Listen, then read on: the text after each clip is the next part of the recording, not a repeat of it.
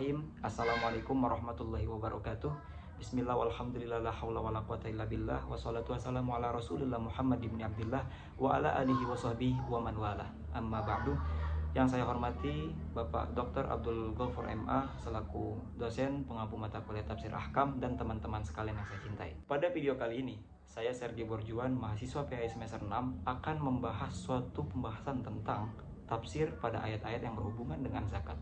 Zakat merupakan perintah Allah Subhanahu wa taala kepada umat Islam yang menjadi penyempurna daripada ibadah-ibadah yang dilakukan oleh umat Islam. Dalil zakat sendiri itu diambil baik dari Al-Qur'an maupun Al-Hadis. Nah, maka pada kali ini kita akan membahas suatu tafsir tentang ayat yang berhubungan dengan zakat. Yang pertama adalah surat Al-Baqarah ayat 267 yang mana bunyinya adalah أعوذ بالله من الشيطان الرجيم بسم الله الرحمن الرحيم يا أيها الذين آمنوا أنفقوا من طيبات ما كسبتم ومما أخرجنا لكم من الأرض ولا تيمموا الخبيث منه تنفقون ولستم بآخذيه إلا أن تغمضوا فيه واعلموا أن الله غني حميد صدق الله العظيم. Asbabun nuzul daripada ayat tersebut mengutip daripada kitab Syekh Jalaluddin As-Suyuti bahwa Abu Daud meriwayatkan dari Sahal bin Hanif yang mengatakan bahwa kebiasaan orang-orang terdahulu yaitu menyedekahkan harta, menyedekahkan buah-buahan yang memiliki kualitas buruk kepada orang lain. Maka karena hal inilah surat Al-Baqarah ayat 267 diturunkan. Tentu banyak sekali tafsir yang menjelaskan tentang hal tersebut.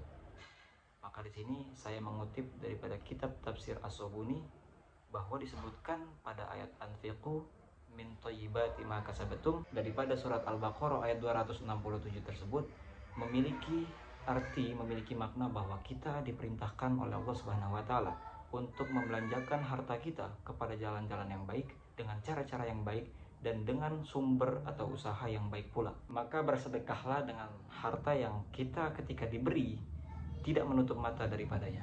Artinya bersedekahlah dengan harta yang kita sukai.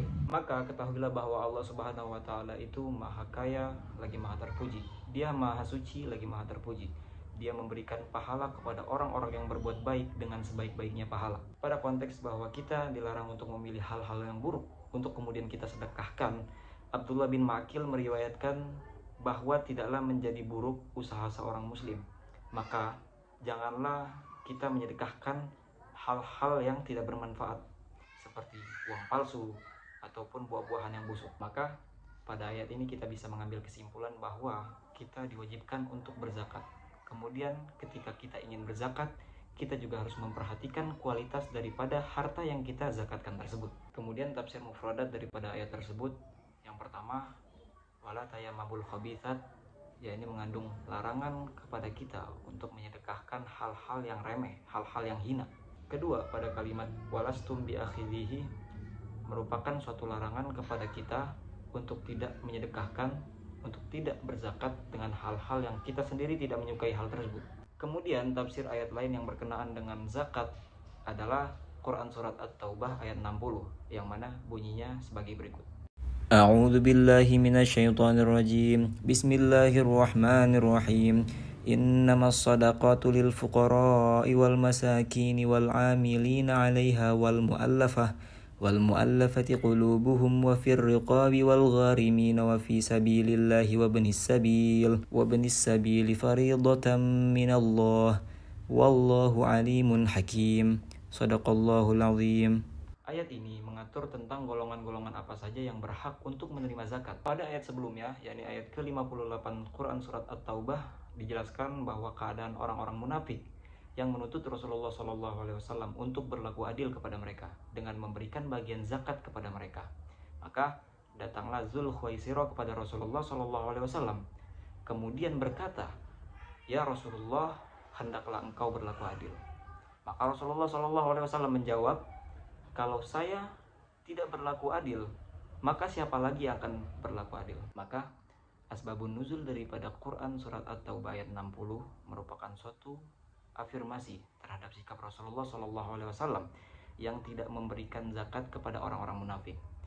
Pada ayat ini diaturlah bahwa ada 8 golongan yang berhak untuk mendapat bagian zakat. Di antara orang-orang yang berhak untuk menerima zakat adalah fakir, miskin, amil, mu'allaf, hamba sahaya, orang-orang yang terlilit hutang, orang-orang yang berjuang di jalan Allah Subhanahu wa taala, kemudian orang-orang yang sedang di dalam perjalanan atau ibnu sabil. Daripada 8 asnaf yang tadi telah disebutkan, kita dapat memperluas makna yang dikandungnya.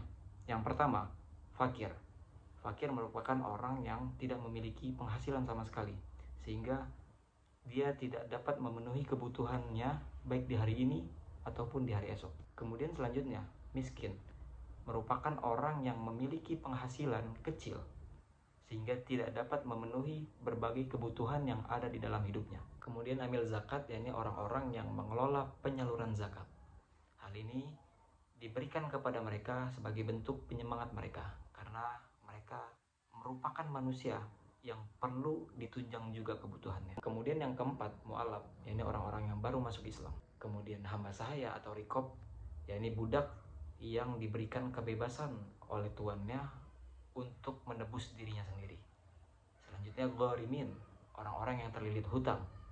Ini orang-orang yang berhutang bukan untuk mendurhakai Allah Subhanahu wa taala. Kemudian selanjutnya sabilillah, yakni orang-orang yang menegakkan agama Allah Subhanahu wa taala.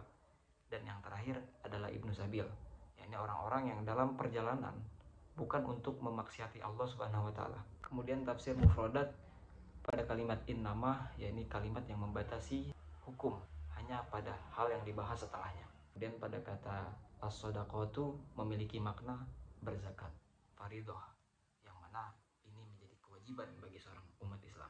Istinbat hukum yang dapat kita ambil daripada surat Al-Baqarah ayat 267, yakni perintah Allah Subhanahu wa taala kepada kita umat Islam untuk menginfakkan harta kita, menyedekahkan atau menzakatkan harta kita kepada orang-orang yang menjadi penerima zakat, dengan tetap memperhatikan tinjauan kualitas yang baik, bukan memberikan harta atau uang yang bahkan kita sendiri tidak menyukainya.